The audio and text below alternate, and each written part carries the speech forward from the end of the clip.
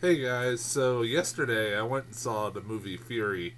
I would have done a review for it yesterday, but I just kind of got busy, and yesterday was just had a little bit of a rough day yesterday. Um, Actually, honestly, going into Fury, I was not in the greatest of moods, but I was hoping that this movie would cheer me up.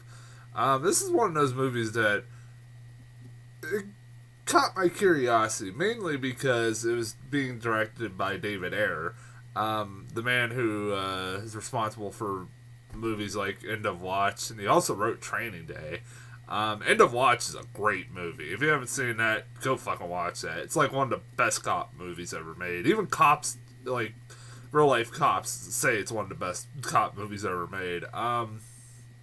It is a really good movie. Really well done.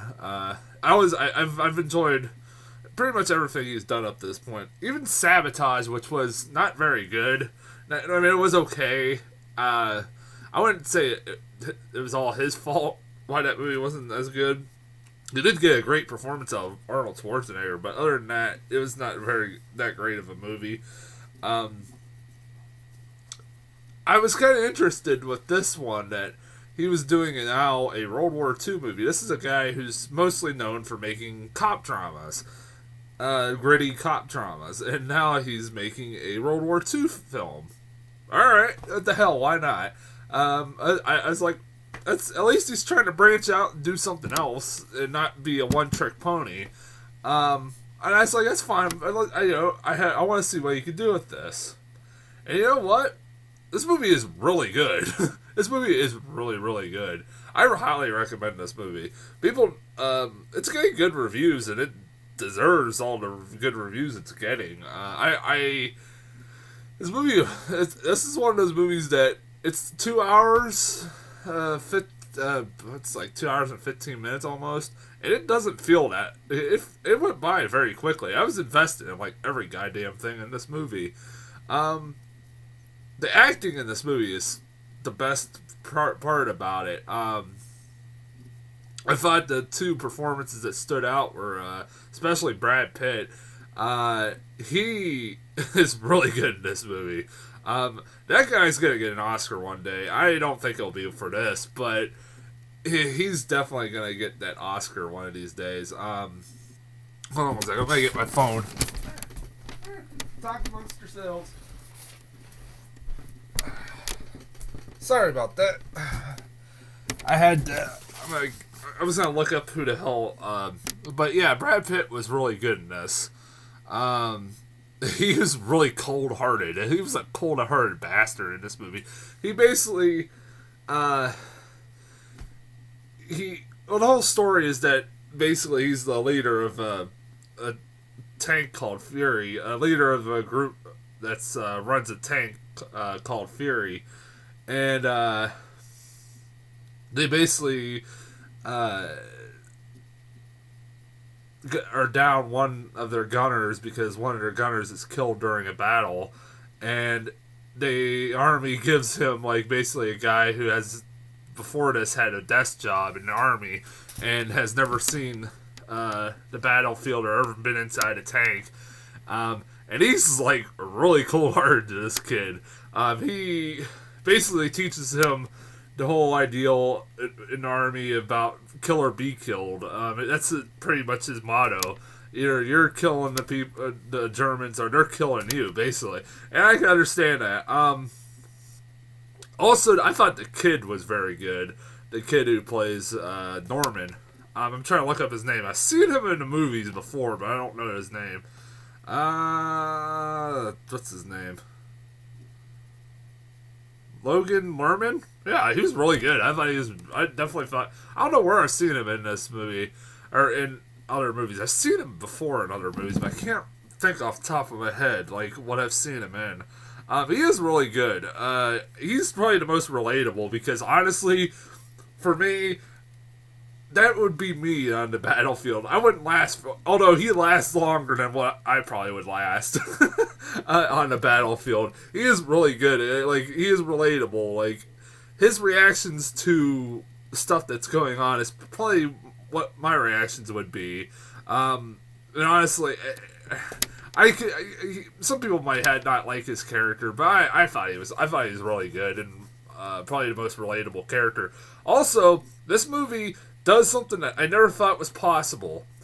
They made me like Shia LaBeouf. I never thought that was fucking possible. That was one of the reasons why I was kind of worried about this movie when I saw that Shia LaBeouf is in it. I hate Shia LaBeouf. He's like, I can't really name one goddamn thing I've liked him in. Seriously, I hate this guy. It ruins everything that he's in half the time. Indiana Jones, Wall Street, was it Money Never Sleeps? Those are two good examples. He's just a really bad actor, and he's a fucking asshole. If you've seen some of his recent stuff, he's just a fucking arrogant, pompous asshole. And he's actually really good in this. I give him probably his best performance ever. He is really good in this. He wasn't annoying. What is up with this year being the year of directors pulling out good performances from actors I absolutely hate? Fucking David Fincher pulled off a great performance out of Tyler Perry, even though he wasn't really in the movie that much. David Fincher should just get a fucking Oscar for getting a great performance out of Tyler Perry. Just for that, he should get the Oscar for Best Director. But also, everybody else in there, Michael Pena, who I've always enjoyed. He was great in End of Watch. He's great in this. He and the rest of them. It's mainly Brad Pitt and Logan Lerman basically are the two main characters in this movie, and the rest are kind of side characters. Even though you get a lot of time with them. I also really liked, who was that? John Bernthal, who I've seen in a few movies over the last few years. I know he's from Walking Dead, and I haven't watched Walking Dead that much. But he was pretty good in this. He was again really cold-hearted. This movie is brutally honest about war. It's fucking brutal. This movie is it's relentless. And that's thanks to that has a lot to do with the fact how this movie is made. David Ayer is very this movie is very gritty looking, like most of his movies are, and it's very relentless and it's very violent, just like a lot of David Ayer movies. But that fits for a movie like this, a World War II movie. This movie is really intense too. It has some really fucking intense moments.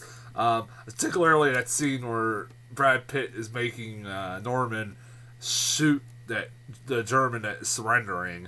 Even though he's surrendering, he basically says, if you let him surrender, he's gonna kill you one way or another.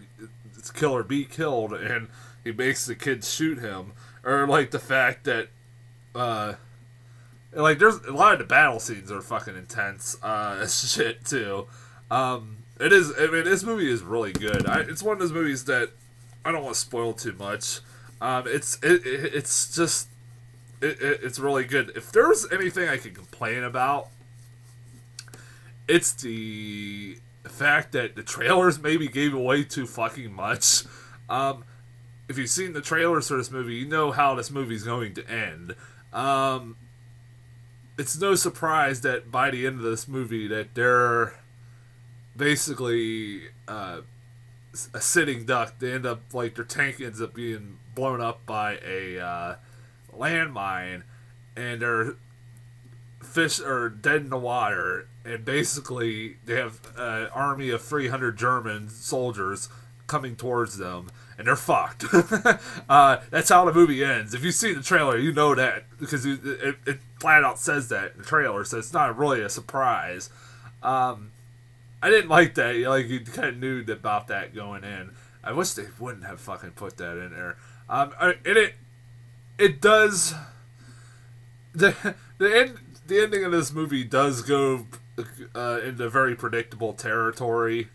It definitely does, and does kind of get into some cliches that you see in like war movies like this that you've seen a million times before. It is, I will say this, it is predictable for the most part, except it's, I don't want to spoil it, but like it's predictable what's going to happen for the most part to these guys. I mean, I'm not gonna, it's hard to say without spoiling it, but um, this movie is also like one thing I love about David Ayer's movies. Even though he makes really good action movies, mostly his movies are character-driven movies, and this is a character-driven movie. You get to really care about these characters to the point when the bad shit starts to happen. At the end, you do give a shit about what happens to them, for the most part.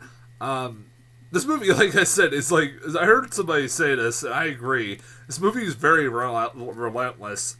It's basically battle scene, like one after the other, and then you get like a little short break, like in the middle of the movie where there's like a love story that kind of unfolds very briefly, and then it goes right after that. It goes right back to the relentless battle scene, like it's non-stop. Oh yeah, one other problem I had with this, and see if anybody else notices this.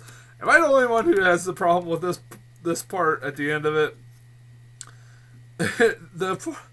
the fact that this is a little bit of a continuity issue, and maybe I'm overthinking it, and maybe I missed something, but during the end battle, like when they're fighting these 300 soldiers, at one point it's daylight out when they're fighting. They start fighting, and then they cut to the next scene, and it's dark out. And you're like, wait a minute. It's fucking light out. It's like 2 minutes ago. Wait, how the hell is it dark out now? I mean, I know that they probably fought into the night and stuff like that, and I can understand that.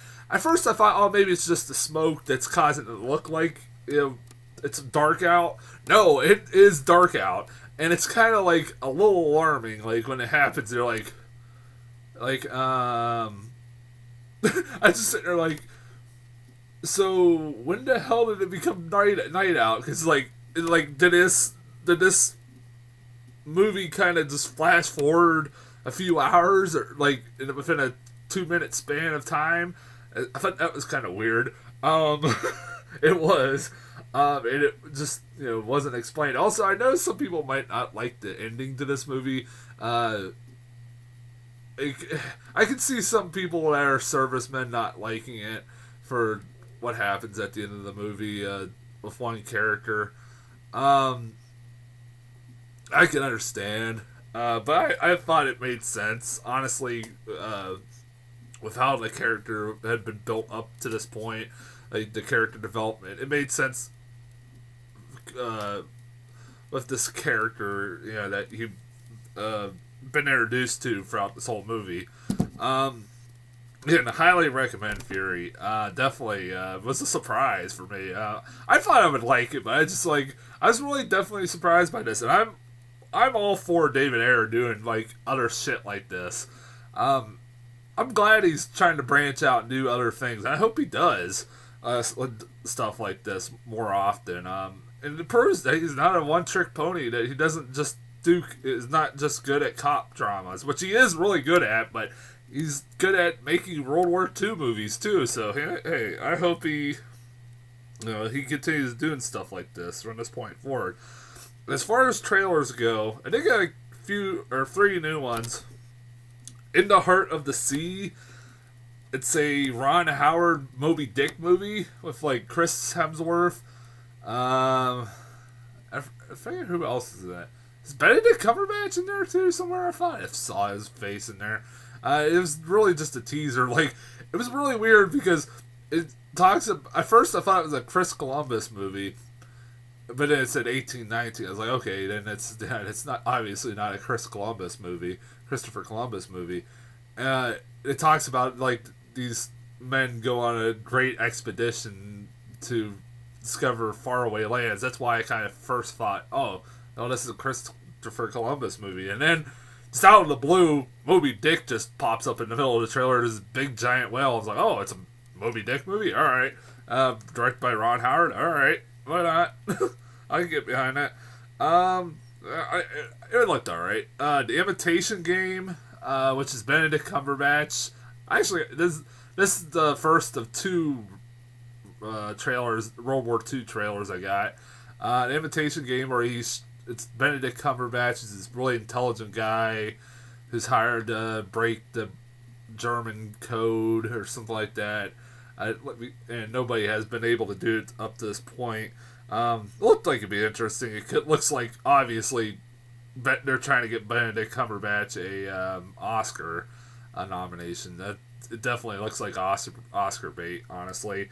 And I finally got a new trailer for Unbroken when I've gotten the same trailer for the last few months. I knew instantly, like, when I was going to see this movie, I was like, I bet you $1,000,000 I'm getting the Unbroken trailer, which I don't have a problem with.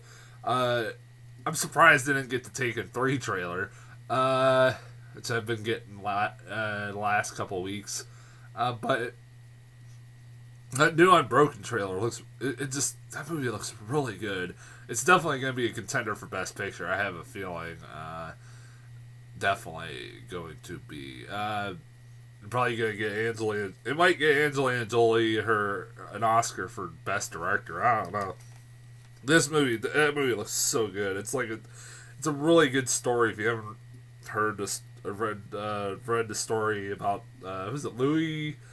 I forget what his last name was, but Zamparelli something like that. Maybe get the last name completely wrong, but I apologize.